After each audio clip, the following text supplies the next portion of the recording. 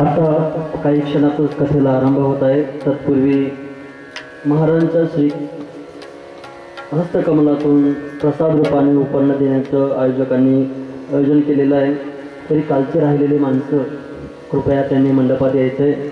मी ज्यांचं नाव घेईल त्यांनी वरती व्यासपीठावर यायचं आहे आणि महाराजांच्या हातून प्रसाद रूपाने उपन्न ग्रहण करायचं आहे.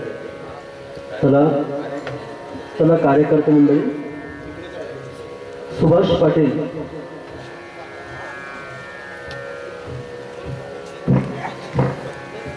पाटील यांनी यायचं आणि महाराजांच्या हातून उपन्न स्वीकारायचे. त्याच्यानंतर रामदास खर्चे असतील त्यांनी स्टेज व्यासपीठावर यायचं आहे. श्री संदीप खर्चे, चिरंजीव श्री संदीप खर्चे, श्री सुधीर खर्चे, माफ करा, ज्ञानदेव फेंगडे, श्री विजय खर्चे, ज्ञानदेव राणे, कृपया एकेकाने व्यासपीठावर यायचे आणि महाराजांच्या हातून उपन्न स्वीकारायचे. श्री ज्ञानदेव राणे, श्री विष्णू वर्गे यांनी व्यासपीठावर यायचे. श्री रवींद्र फेंगडे यांनी व्यासपीठावर यायचे. श्री सागर खर्चे, श्री संदीप राणे, श्री विकास खर्चे, श्री निखिल हो भुले यांच्याकडून असतील त्यांनी व्यासपीठावर यायचं आणि महाराजांच्या हातून प्रसाद रूपाने उत्पन्न ग्रहण करायचे आहे. चला कार्यकर्ते मंडळी. श्री हरिभाऊ बोर्ले कुठं असेल त्यांनी व्यासपीठावर यायचं. भगवान पाटील, पिंटू प्रकाश पाटील, त्याच्यानंतर निलेश दयाराम पाटील, शिवशंकर भाऊ पाटील, त्याच्यानंतर श्री हर्षल पोलते, गौतम गुरसळ, श्री हरिभक्तपरायण संत सेवक म्हणून ज्यांना ओळख आहे असे आमचे बाळूभाऊ राणे यांनी महाराजांच्या हातून उपन्न स्वीकारायचे. आपले कार्यक्रमाचे आयोजक आणि संयोजक संत सेवक म्हणून ज्यांचा गुणगौरव केला जातो ते बाळूमामा राणे,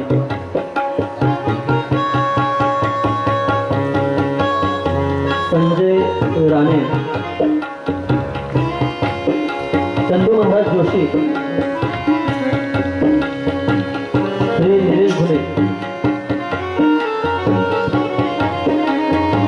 हरिभक्तपरायण प्रकाश महाराज नागरे यांना हरिभक्तपरायण राजूभाऊ खर्चे यांच्या हस्ते उपन्न दिलं जात आहे. काल ज्यांच्या ओघवत्या वाणीतून आपण गायन ऐकलं असे हरिभक्तपरायण प्रकाश महाराज नागरे पाटील ज्यांना ज्यांचं स्वागत सप्ताहाचे आयोजक यांनी केलेले. सोपान गायकवाड विजय खर्चे, सूर्यकांत वराडे, सतीश राणे, सूर्यकांत वराडे, शुभम खर्चे आणि मीना राणे. मीना राणे, शुभम खर्चे. चला लवकर. अजून कोणाची नावं राहिली असतील तर कृपया त्यांनी आयोजकांकडे संपर्क साधायचे. आणि ज्यापैकी जे अनुपस्थित असतील, जे आज हजर राहू शकले नाहीत, त्यांनी प्रसाद घेतला. चला, पोलीस पाटील गजानन हळदे यांनी महाराजांच्या हातून उपन्यास करायचे. आता चला, कुमार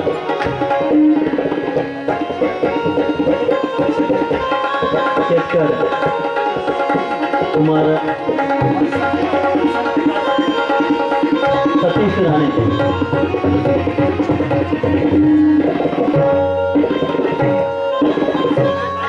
हर्षल टेकाळे.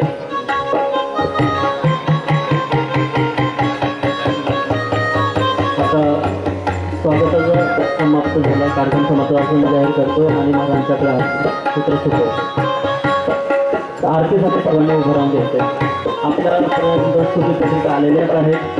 स्तुतीपत्रिकेवर पाठीमागच्या बाजूला आरती दिलेली आहे, तेव्हा सर्वांनी आरतीसाठी उभं राहून आरती म्हणायची.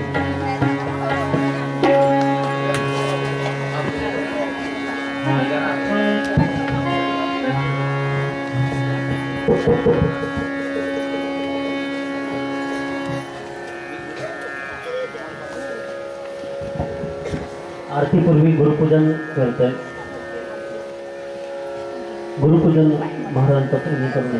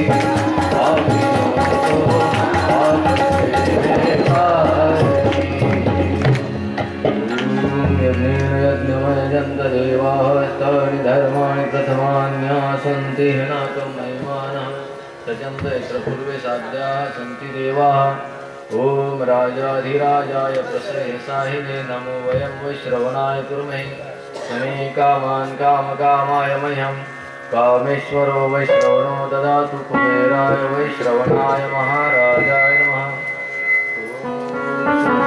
साम्राज्यं पूज्यं स्वराज्यं वैराज्यं पारमेष्ठ्यं राज्यमहाराज्यमाधिपत्यमयं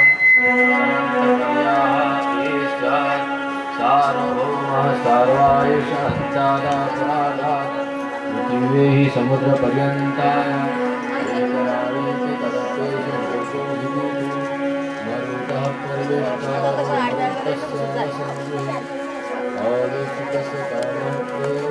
विश्वदेवाः सभासदेति मंत्रपुष्पाञ्जलिसमारम्भान्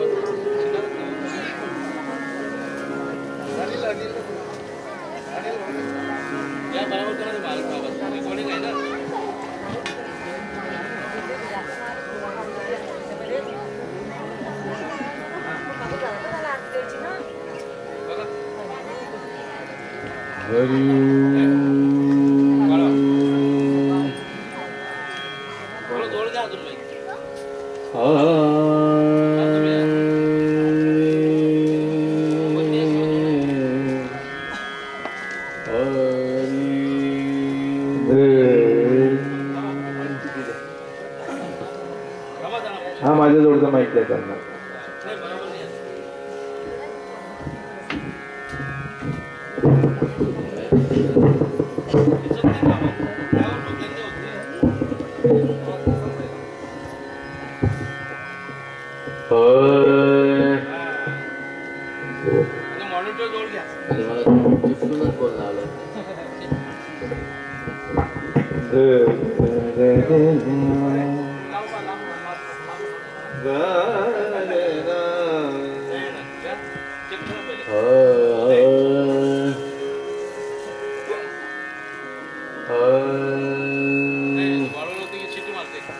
शिट्टी मारेपर्यंत आवाजाची फ्रिक्वेन्सीच जायला नको बरखास्त माहित पाहिजे ना आवाज जेवण केलं नाही वाटतं हॉस्पिटलमध्ये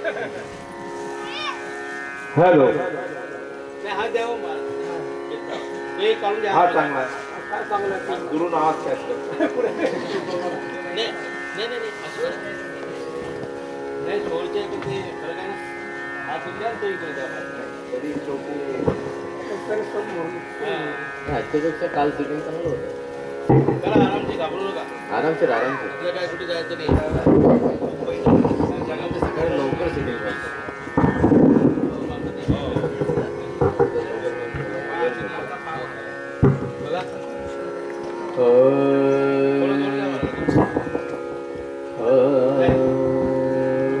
हॅलो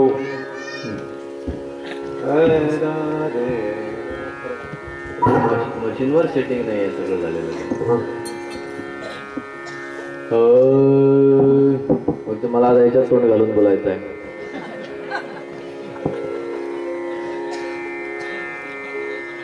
रिअल शुअर नाही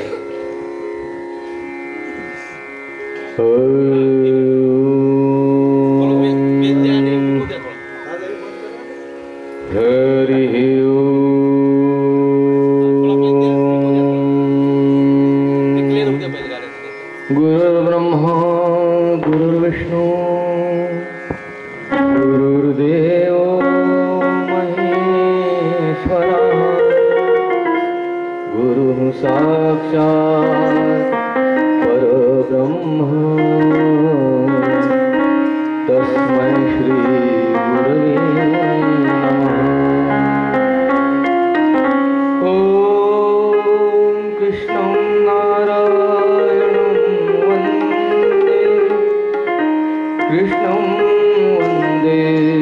वृथा सुताम्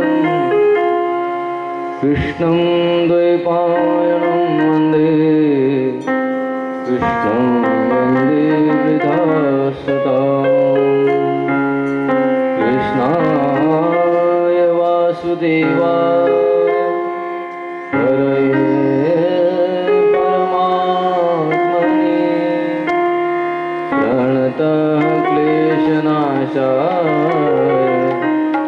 गोविन्दाय नमो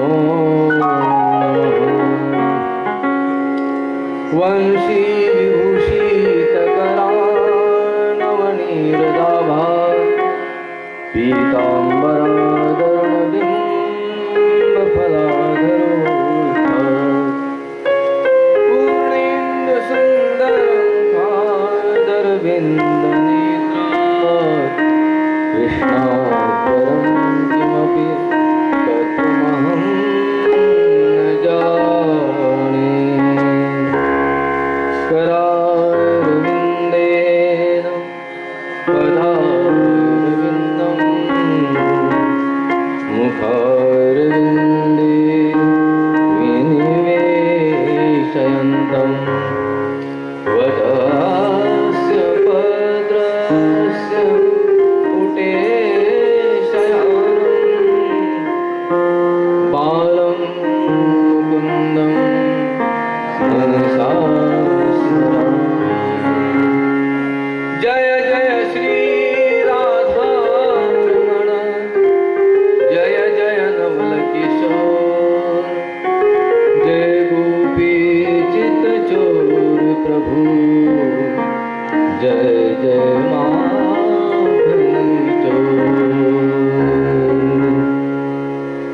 जय जय माधव चोर घनश्याम कृपा करके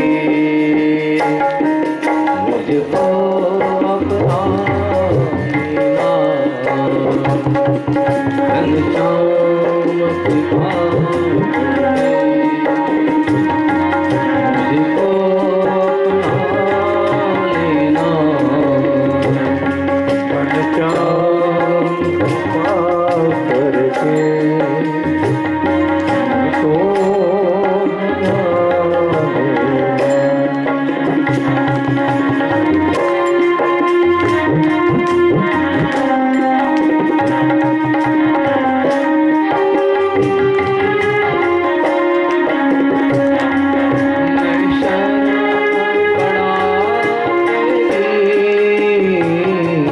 मैं शरण पड़ा तेरी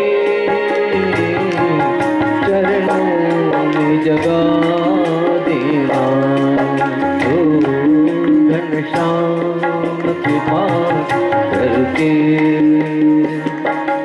मुझको अपना लेना घनश्याम कृपा करके मुझको बना देना निधि नाम तेरा करुणा बरसाओ तुम रोए हुए भाग्य को नाथ जगाओ तुम जगाओ तुम मेरे नाम भंवर बोले उस पार लगा देना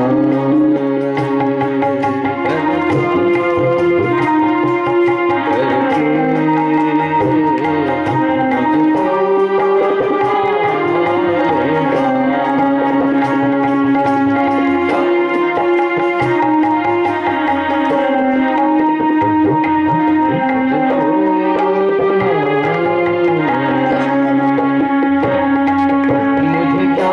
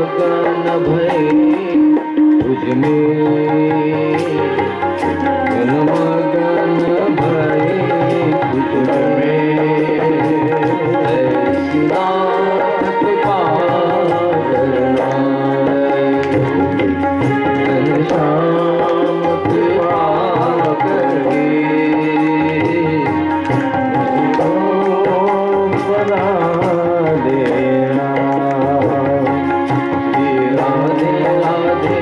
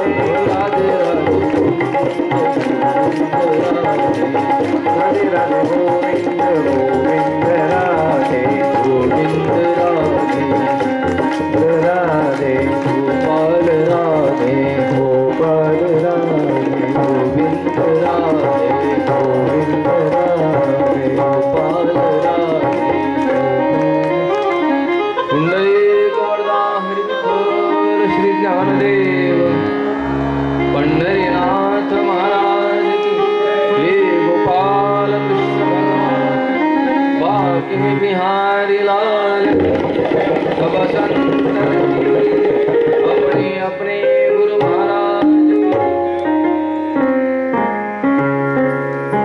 ओम नमः पार्वती पतये हर हर महादेव। सकल भुवन मध्ये निर्धनास्तेऽपि धन्या निवसति हृदयेषां श्रीहरेर्भक्तिरेका हरिरपि निजलोकं सर्वथा तो विहाय प्रविशति हृदि तेषां भक्तिसूत्रोपनद्धा।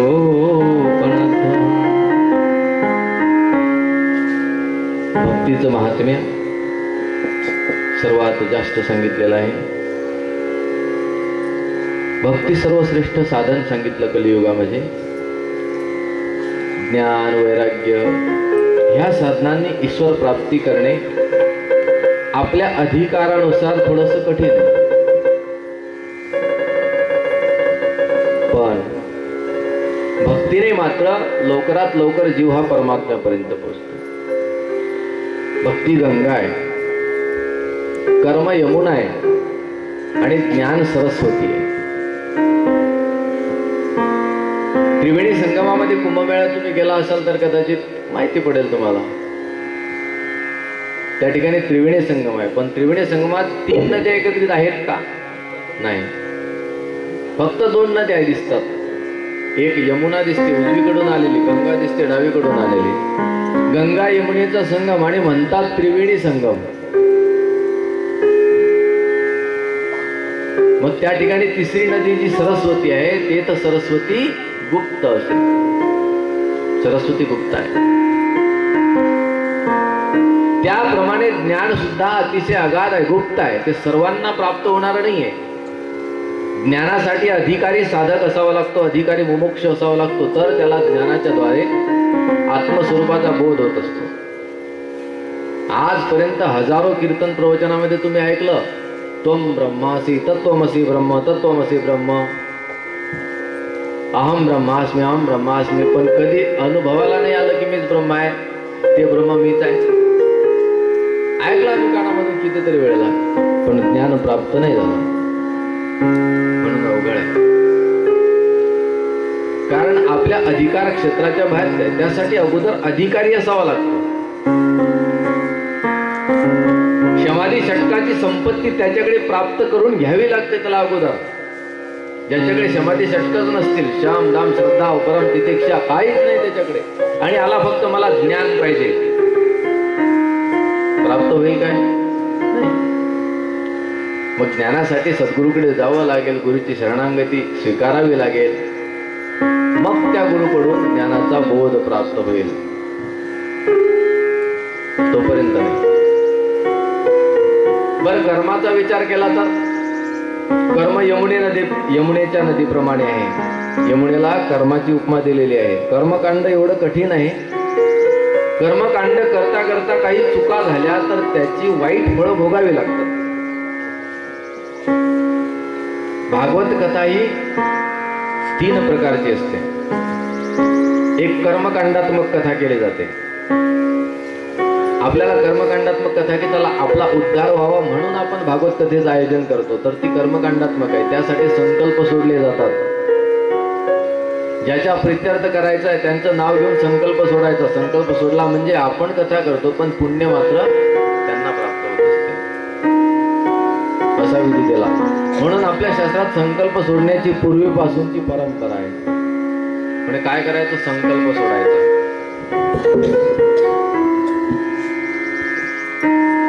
एकदा का संकल्प सुटला रे सुटला, आत्ता जमलंय। एकदा संकल्प सुटला म्हणजे तो तिथपर्यंत सहज प्राप्त होत असतो, ते त्यांचं झालं। जसा तुम्ही आता संकल्प सोडला की 7 दिवस आपली कथेसाठी, प्रपंचाचा संकल्प सुटला तोपर्यंत दुसरे कामं करायची नाहीत। तसं कर्मकांडामध्ये संकल्प सोडून कर्म परिपूर्ण करावं लागते।